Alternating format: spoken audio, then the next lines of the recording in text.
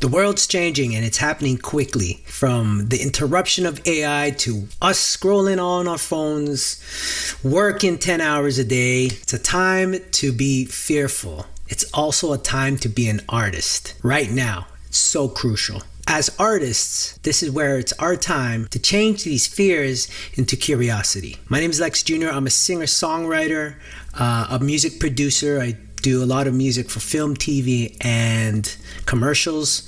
And I also have produced for countless amount of artists. And I just started a YouTube channel. I can tell you it's a little scary because here I am putting myself out there in a way I've never done before. I could barely talk proper English, but here I am talking to you. I've been on phone calls with a bunch of artists friends, and we've talked about the same thing that I'm telling you right now. And that's why it's really important that I want to kind of dive into this. And it is literally about purpose and what we've been kind of going through, us as artists, having the fear of trying to break a mold of what you're doing within your 9 to 5, to not having a job, to what is next in my chapter. So here it is. We're changing fears into curiosities. This is super important. This is how I feel right now. So we're going to break it down, starting with number 1. Stop being a consumer and become a producer. That is super important. Okay?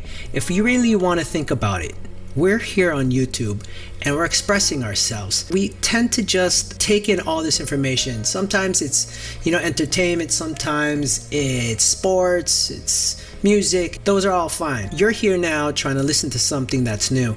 And this is a starting point because you want to start here and now take action. And how you take action is moving away from a consumer and becoming a producer of things, whether it's art, whether it's music.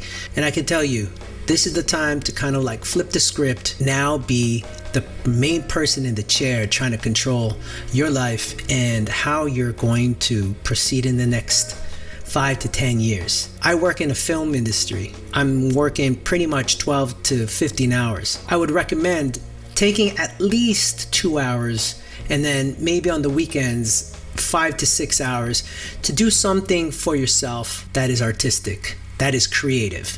Because you need to break out that mold of being a robot and start being a human. And the only way you could be human is actually being curious of your surroundings and being in the present time.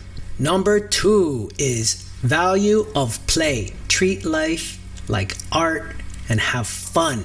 I'm always being creative and I'm always trying new things, like playing music to projecting art on the wall, creating YouTube content. Like I'm literally trying different things as a way to kind of understand my place in this world. And I think having fun with it and making sure that you feel it's enjoyable. And to me, those are the things that I'm constantly looking for because again, if you're in a current job right now and you're not having fun, then you got to take those 2 hours outside of your work hours and your weekends to try to create something that is going to make you feel like you can't wait to get home to do what you can do for yourself. This is me doing projection work, just having fun with my homie, creating sounds and touching plants and triggering them. I don't know, having fun with it. Okay, now.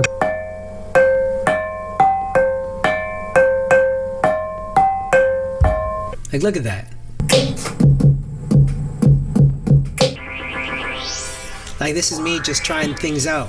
I even go to extreme settings of trying to project on walls. Is this leading to anywhere? Not really yet, but I know it's actually giving me a sense of joy and sense of happiness because I'm out there. I'm trying things and having fun in the city. Can AI replicate that? Maybe in the future, but why would it want to? It's this human essence of error and nuisances sometimes that we need to create for ourselves because we don't know. We're just trying things. It's not about what you want to hear. It's what you're feeling. So again, that curiosity is a part of what makes us stronger as humans and a connection to each other. Okay, number 3 is embracing imperfection. When you dive deeper into your art form and you become that artist, or you're starting to delve into this journey of what it can be, we got to remember we are living in a very Western world where things are specific. I met up with a jazz musician who came with my master to the Philippines, and we talked about jazz.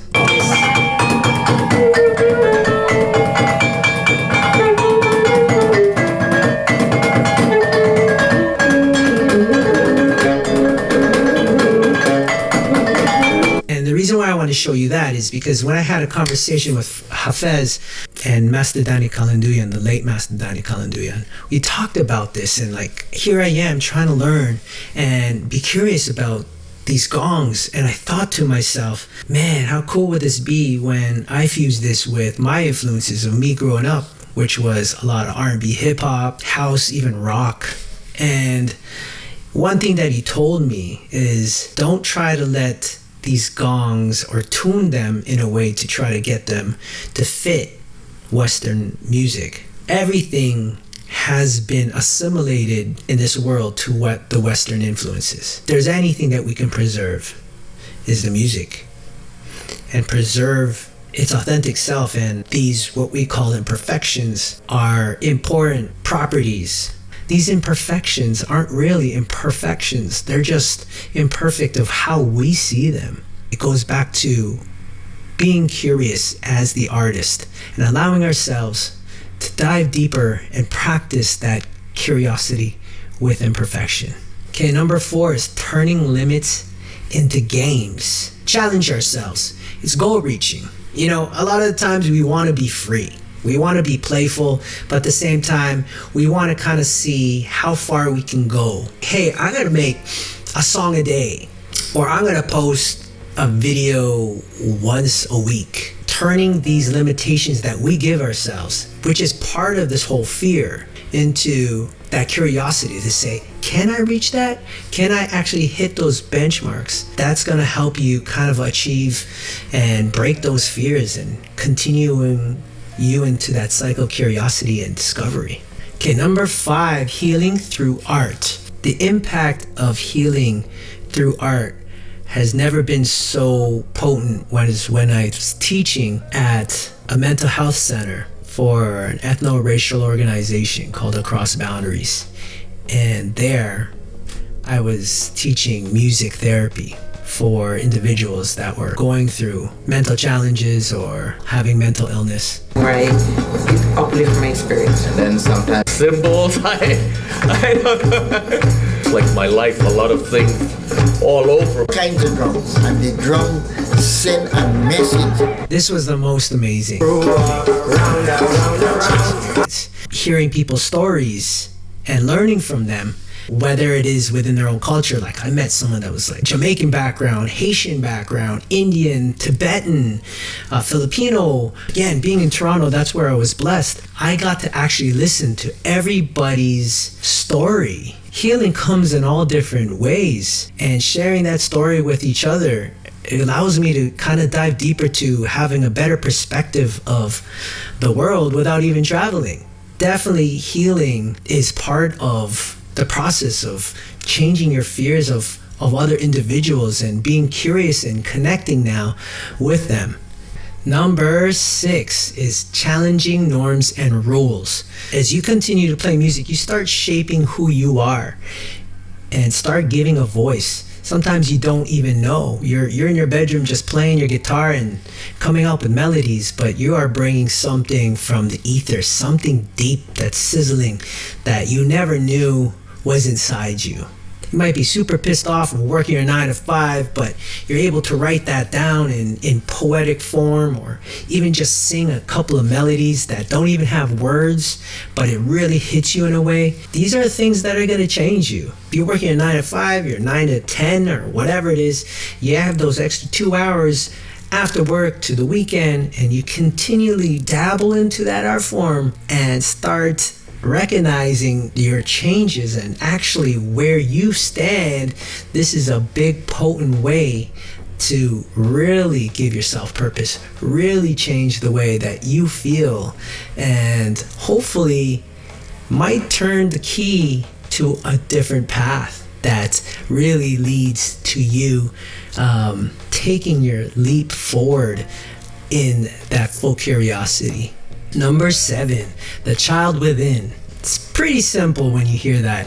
It's definitely that wonder and a way to feel happy again. If you ever looked at a child and see them play literally from stomping in the mud, I'm learning to laugh again. I'm learning to play and realize that the world is small. A child's the best example of having that 100% curiosity, and you diving into your music is exactly just like how children are. Number 8, authenticity and energy. Say yes to all of that.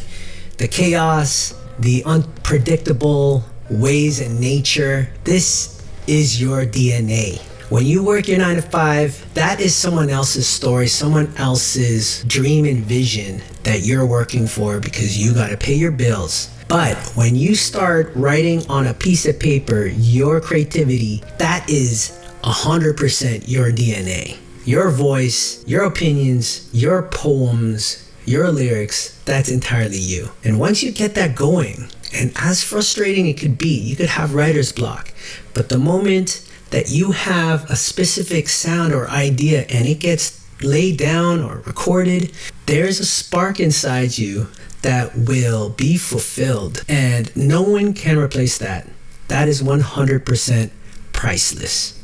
Number 9, art as a mirror of life. Again, I said this before. When you do art, when you document it, it becomes literally a journal of your timeline to the day you die.